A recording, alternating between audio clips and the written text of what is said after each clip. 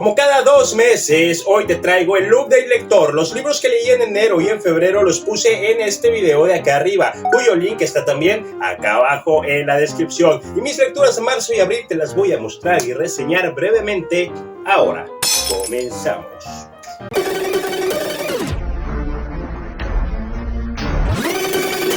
Bienvenido a tu dosis de literatura y sarcasmo con el señor R. 10 libros conseguí empezar en el mes de abril. Al final vamos a ver cuáles no están terminados. Exactamente igual que en los primeros 2 meses del año, llevando un total de 20 libros empezados, 18 leídos. De 63 que me propuse leer este 2023. Vamos bajitos. Y este video va a estar interesante porque en estos 2 meses me retomé el bendito vicio de los audiolibros. Espero que se armen los debates en los comentarios. Que no cuenta que esto no es leer, nomás es escuchar. Ahí cuando me toque hablar de ellos les digo cuáles fueron audiolibros. Que además está decirlo, para mí sí cuentan como lecturas. Si para ti no pasa nada, yo respeto tu opinión equivocada. Ahora sí, comenzamos. Vivir para contarla de Gabriel García Márquez es el primer libro que leí en el mes de marzo. Vean nada más que toshito está, vean nada más la letra microscópica que nos tiene.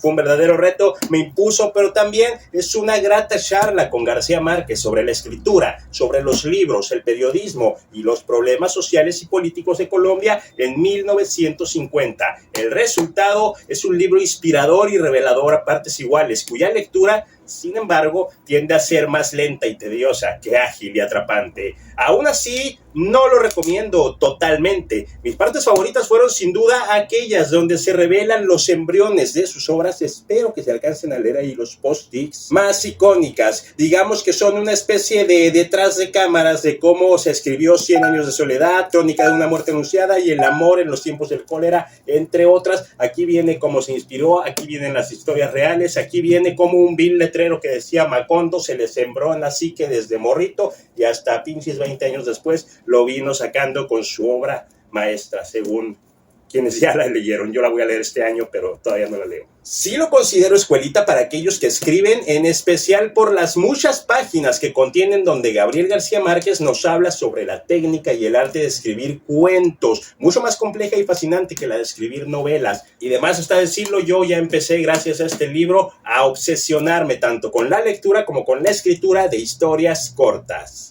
Primer audiolibro del año fue El beso de la mujer araña de Manuel Puig. Brillante modo de hacer volar la imaginación valiéndose solo del diálogo. Este libro me maravilló por eso. El autor prescinde de descripciones sobre el ambiente, el clima y los escenarios que rodean a los personajes principales. También evita descripciones de pensamientos y emociones, olvidándonos además de las típicas acotaciones del tipo dijo, exclamó, gritó, etc. Aún así, logra como pocas situarnos y ambientarnos en la celda de los dos protagonistas.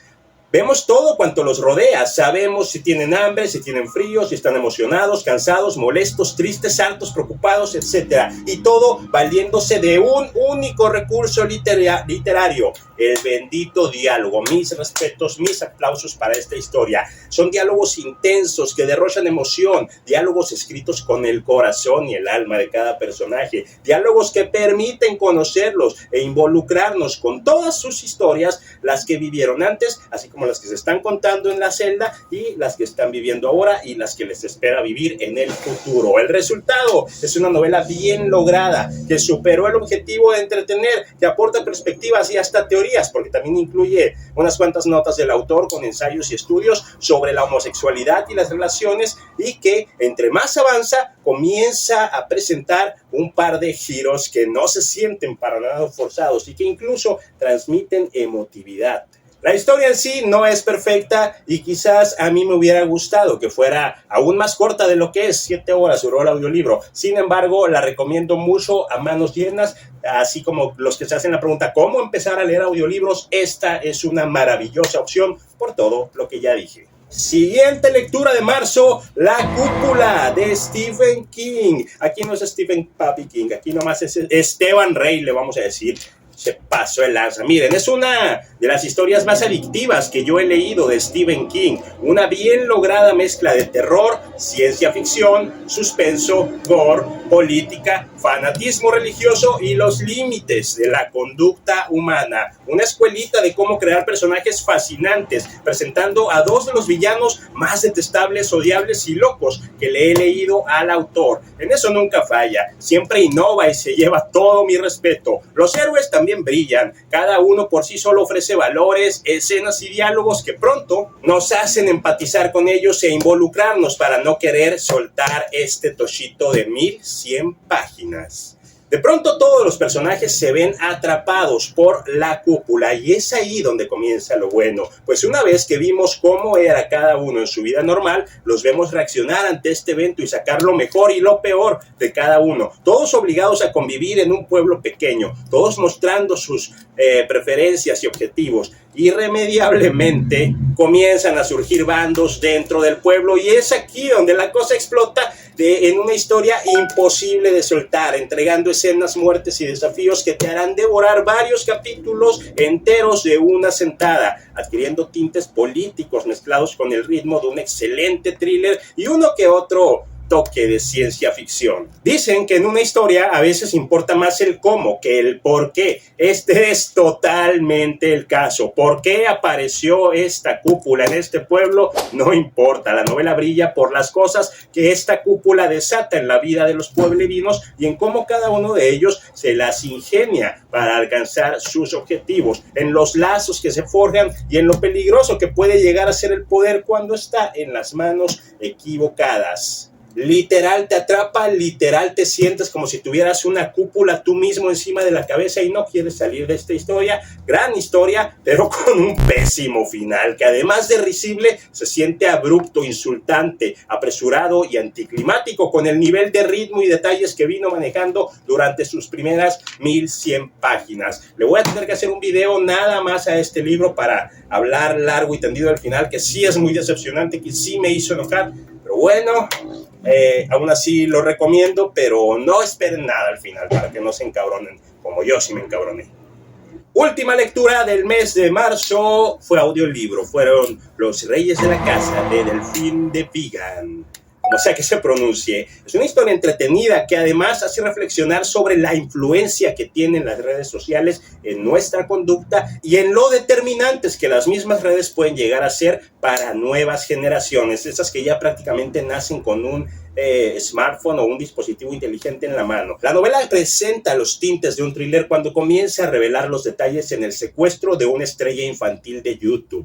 Es aquí, a raíz de este secuestro, donde comenzamos a conocer realmente a los personajes, presentándose de manera oportuna y en el momento que más se necesita su aparición. La gama es vasta. Está la típica mujer cuya única prioridad son los likes, las vistas y el aparentar que vive una vida perfecta. Situación que se contrapone, por ejemplo, con la detective encargada del caso de la niña desaparecida, o la de su colega, también un youtuber, que desaprueba y reniega de la explosión infantil al tener canales protagonizados por niños. Este personaje fue sin duda uno de mis favoritos, pues no tiene pelos en la lengua para expresar su opinión, por cruda y criticable que sea. Los pequeños esclavos de YouTube.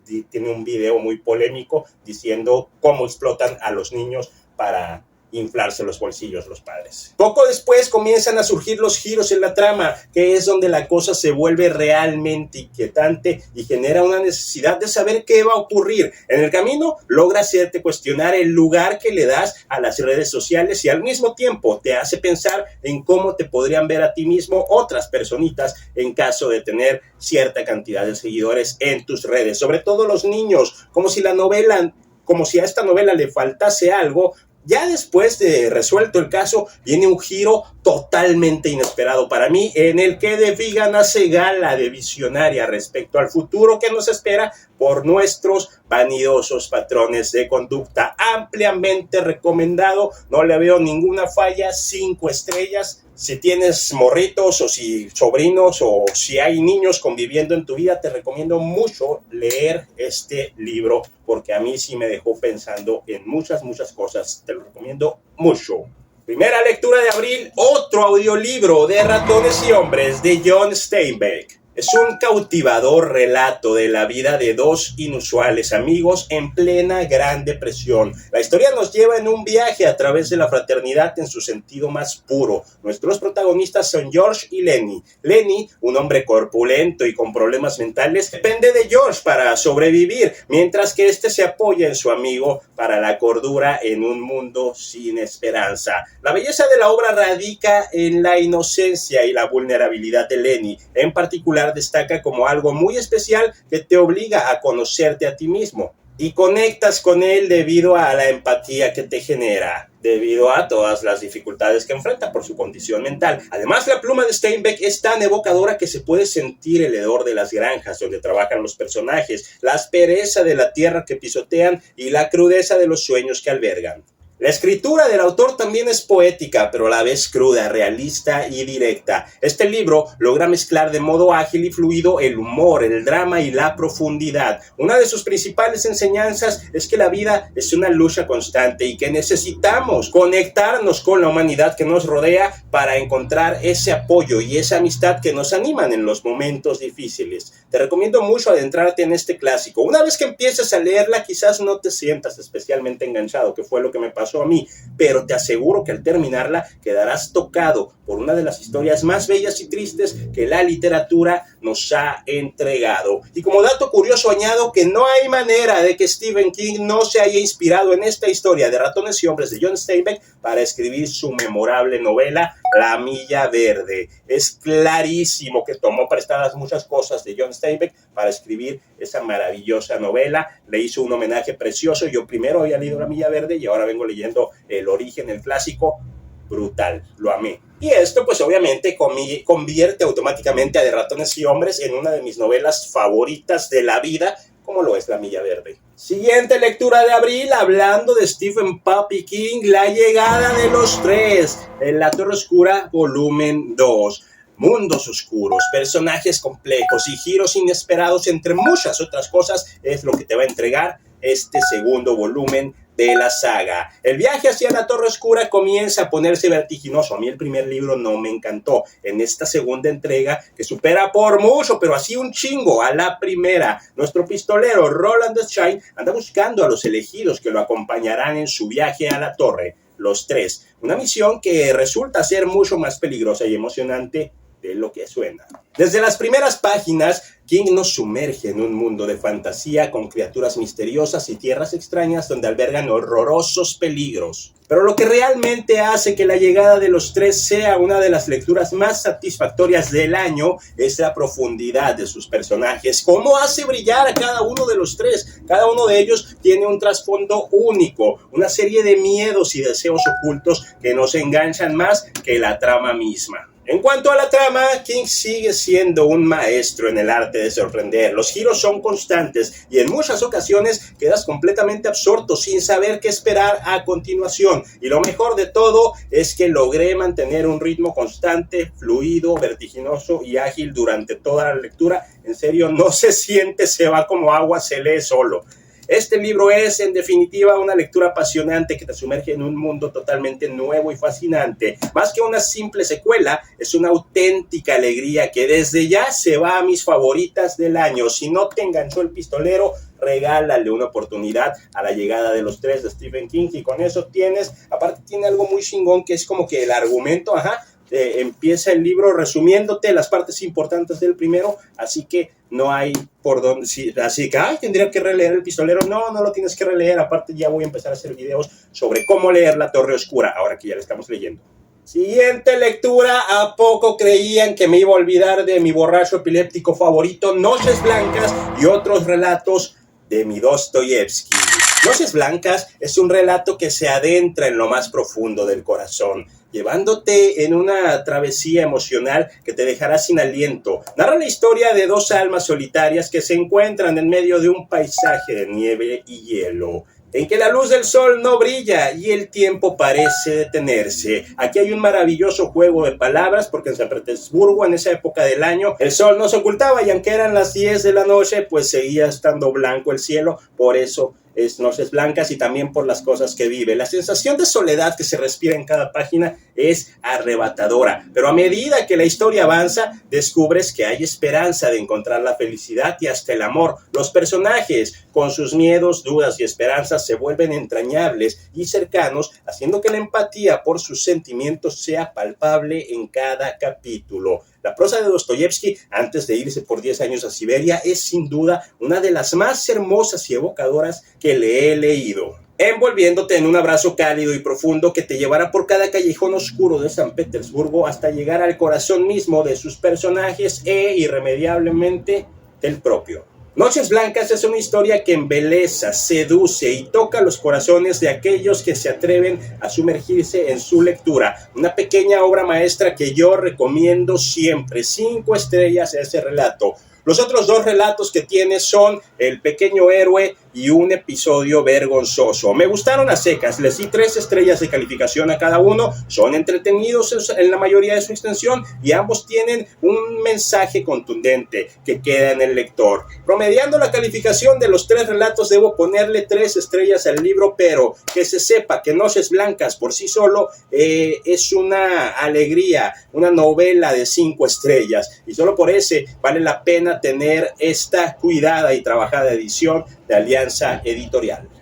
Siguiente lectura, otro audiolibro, El peligro de estar cuerda, de Rosa Montero, una obra valiente, profunda y conmovedora, es de no ficción, que aborda los trastornos mentales que suelen sufrir los escritores o las personas que se dedican al mundo de la creación artística. La autora, con su estilo exquisito e introspectivo, nos adentra en las entrañas de la locura y la mente humana de una manera impresionante. El libro cuenta la historia de la propia Rosa Montero, quien ha padecido crisis de pánico y angustia, insomnio y algún que otro episodio depresivo, con el único objetivo de plasmar la realidad de muchos escritores que, detrás de una apariencia calma y serena, están enfrentando una lucha constante contra sus demonios internos, a la que se suma la presión de tener que ser creativos. Uno de los aspectos más fascinantes del libro es que se adentra en la vida de los escritores más importantes de la historia, como Sylvia Plath, Virginia Woolf, Nietzsche e incluso Dostoyevsky, quienes sufrieron graves trastornos mentales y que incluso a las 2 primeras estos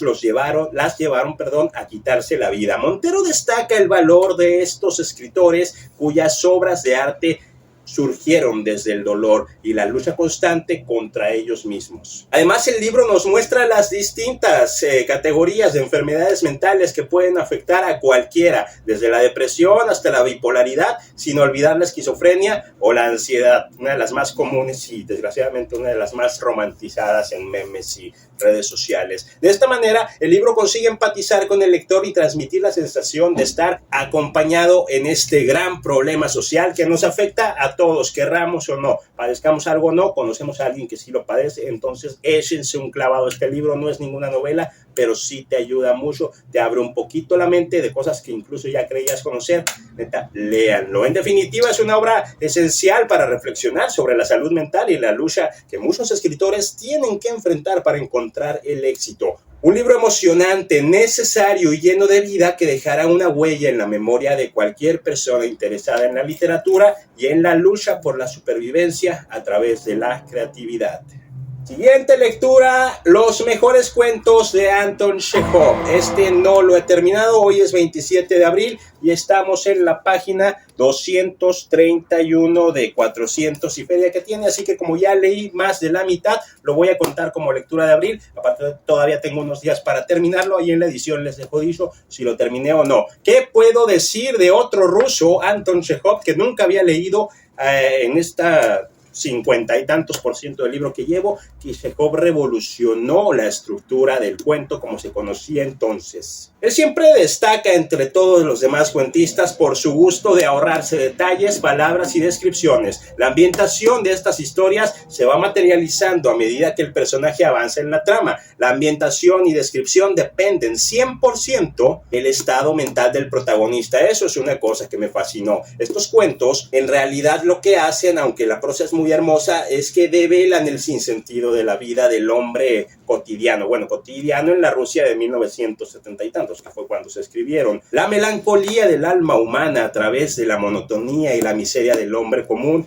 son los protagonistas absolutos de todas estas historias y son el común denominador. Hay frustraciones, fracasos, aburrimiento, vicios, enfermedades, soledad, mucha soledad, sueños inalcanzables, personajes que casi nunca consiguen lo que quieren. La vida es dura y difícil, y aunque los personajes de Chekhov dan fe de ello, el autor lo plasma, como les decía, con una prosa hermosa. Son cuentos pausados que no brillan por su ritmo ni por su agilidad. Si traes prisa, no lo leas. Y los finales, eso es lo que no me gustó tanto, lo que no me está gustando tanto. Ya lo encontré ese común denominador en todas las historias. Los finales de sus cuentos son finales abiertos, siendo esta una de las más notadas diferencias entre este autor y los otros que escribían cuentos en aquel entonces. No hay planeación, no hay estrategia, no hay nada detrás de cada uno de los cuentos de este autor. Todas las cosas que él quiere sembrar, todos los mensajes que él quiere transmitir están ocultos entre las primeras páginas, entre las tramas, entre los diálogos. Vean nada más la cantidad de post-its para escritura que me quitó. Las post-its sobre la trama también están muy buenos.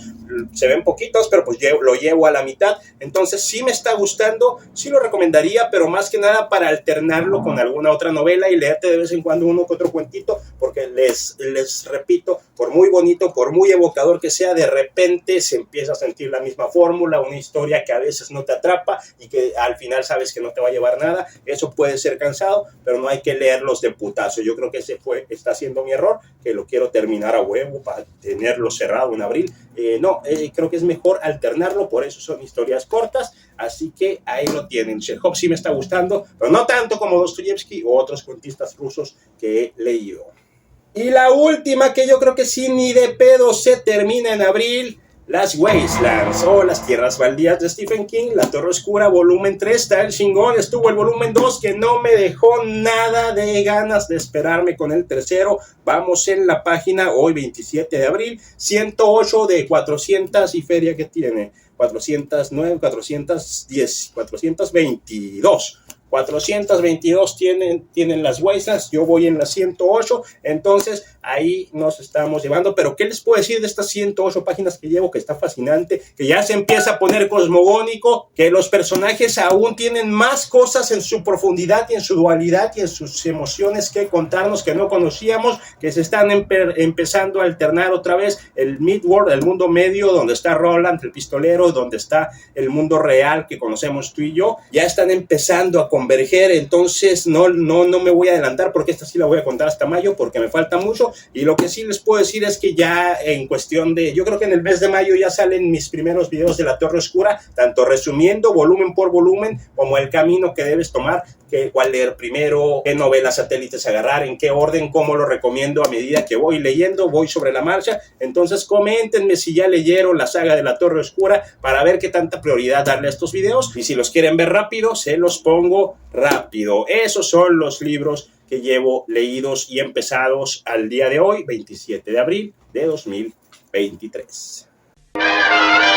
Verga, o sea que para quienes los audiolibros no cuentan, solo leí 6 libros en 2 meses y los últimos 2, al menos al día de hoy, ni siquiera están terminados, ni uno a la semana. Como sea, estas fueron mis lecturas de marzo y abril. Ya estamos más que encaminados a La Torre Oscura, como les decía. Los cuentos rusos fueron solo el preámbulo. Déjenme decirles que en 2 meses seguramente ya habré leído este o aquel tosho. Son 2 toshos de más de 1000 páginas cada uno, y a los 2 les traigo hartas ganas. Entonces se viene contenido muy chingón para el canal. Comenta cuál de los que salieron aquí te urge que le haga video. Regálame un buen like si es que te gustó este update lector, y si no quieres esperar 2 meses para saber qué libros ando leyendo, sígueme en Instagram, que ahí en las stories, libro que empiezo, libro que ya les chismeo, que ya empecé que ya voy en tal página, que me está apareciendo así y así.